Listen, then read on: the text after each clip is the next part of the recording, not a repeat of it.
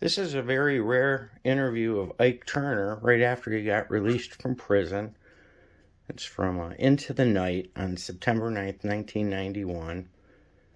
And he disputes Tina's claims in her autobiography about what he did to her.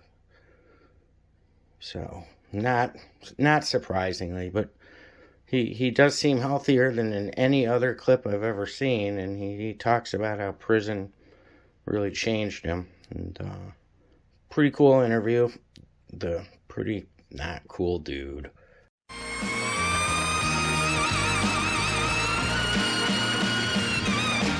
Yeah. Thanks, Richard. When it's written, the biography on my next guest will read like a who's who of rock and roll history. It'll include every name from B.B. King and Elvis to Jimi Hendrix and, of course, his ex-wife, Tina Turner. Yet, in spite of his induction into the Rock and Roll Hall of Fame in 1989, he says the best thing to happen to him the last 15 years was being sent to prison. Tonight, he joins us a free man with a new lease on life and news of more rock and roll yet to come. Please welcome, ladies and gentlemen, Ike Turner.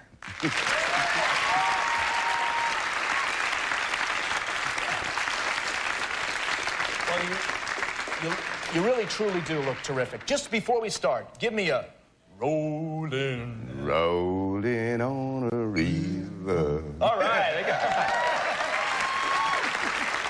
Still my favorite. Try to do that. Why was prison good for you, Ike? Because, man, I had taken my family, my wife, my career, taken everything, man, for granted. And, you know, I started living just for the dope stuff, you know. I go to bed with it, wake up, going and get it, man. I lost the direction of life, man. Lost everything in your life, your family? Yeah, I lost it all, man. You know, it's career? like, yeah, career. Well, everything was secondary, man, but it. You know, and in there, man, it's like I got back, you know, like you get up in the morning, you go to work, and you know, you eat 3 meals a day, and then you go to sleep at 10:30. Mm-hmm. And It organizes you. Yeah. And then I got rid of the mental addiction. You know, it's like chicken place like that. They can help you with the other part, but not the mental. You got to get rid of that. You know, this is an interesting point. You once said that the one thing you wanted to do was make music. You know, there's an old saying, Ike, be careful what you ask for, because you might get it. Well, now you're out of prison, you're a free man. Now the responsibility is on your shoulder to make music. Is it scary a little bit? Yes, God. You know, everything. It's scary. Yeah, but like just before I got out, man, I started thinking, the closer we get to getting out, the more scared I would get, because I know what I can do, and I know what I'm going to do, you understand? But, like, just sit and talk about it is one thing, but to get out and to do it, and the closer you get to getting out, man, I would get scared every day, because, like, now I got to do it, you know? Sure. Yeah. I mean, you're going to be But 60 in November, too. I mean, Be quiet. No, I don't want to make this sound like I'm kicking a man who's really trying to get his feet back up. But I'm going to ask a two question. I hope you take it the right way. There are a lot of people out there, Ike, who said, Ike Turner, come on already. We've heard this guy years, and why should we care about Ike Turner? We should care about the people who never got a chance. What do you say to those people? Why should we care about Ike Turner anymore? Wow, that's a big question.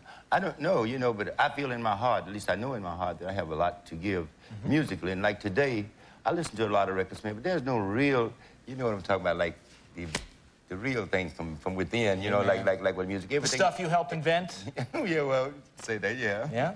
And so everything is so mechanically done, man. It's not like this guy was playing the horn a minute ago, man. Like, he's coming from the gut. Yeah. Yeah, you know. Richard Elliott, yeah. Yeah. And so, anyway, it's like now, man, it's like I feel that I'm going to make a complete change in the music industry, man, when I come out with my first We've got record. some, Esquire Records, I know, is working with you on some. Yeah. I want to throw a name at you, and we could sit here and dwell all night on it, and you've been reading about it, bandied about for years in the press, and that's Tina, and she writes I, Tina, and it was a pretty heavy account of what it was like to be married to Ike Turner. She said that you beat her up. She said that you were abusive, you were a womanizer, you did a lot of dope. Any of that stuff true? Is it true, Ike? It was true. I had a lot of women, and I did do dope, but the fighting and the stuff. You know, there's a lot of stuff was said in that book. That book made me something that I've never been. Not even when I was doing dope. What did it make you? It made the people think that I would walk around, I would beat on my wife, and I would do this. Man, I was just all the women and things. I never, you know, like I stayed at the studio all the time. I never went home, and it's like, well, I never was. I've always been a good provider. I wasn't a good father. I was a good provider. You understand? I gave my kids everything but me, and it was the same with her. Have you ever picked up the phone and said, I'm sorry? No, well, why not? the number changed. The number change. Yeah, man. And now she's in England. I'll never get it, you know. What do you think she thinks of you? Oh, I don't know what she thought about me then, but I know now she would think, well, Ike is back Ike, you know. But I'm going to stay Ike this trip. You think that in any place in her heart, she still loves you? Anywhere? I would think once you love, it's forever, you know. But once you're in love, like this temporarily. And we were, Ike and Tina was more sisters and brothers than husband and wife. We was together 24 hours a day. Because she was real young when you met her. How young? She was, what, 16? 16. Yeah. And they put out of the clubs in St. Louis where I was working in St. Louis because they said she was too young. And I still slipped in through the back door. You'd like to perform with her again? You think it'll ever happen? Man, yeah, man. That's a dream of mine. Is like to put together. I'm putting together a show now. My new review.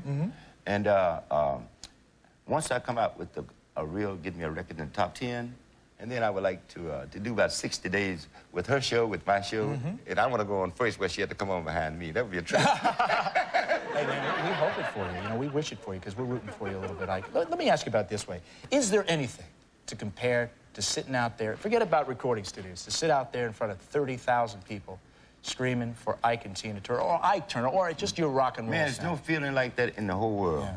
I Better mean, than sex? No,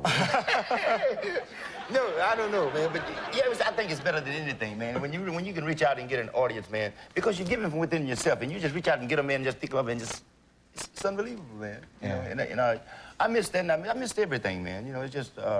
I went down a dark road, man, and so finally I saw the light. I got to the light.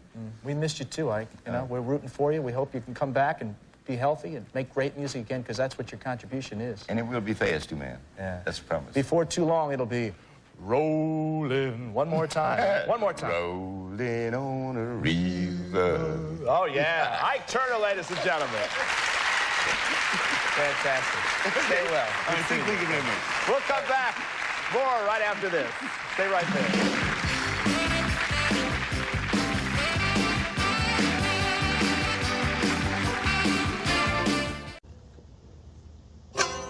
Thank you for watching Cleveland Live Music.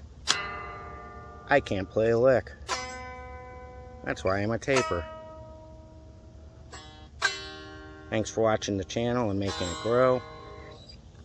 If you want to subscribe, that'd be appreciated.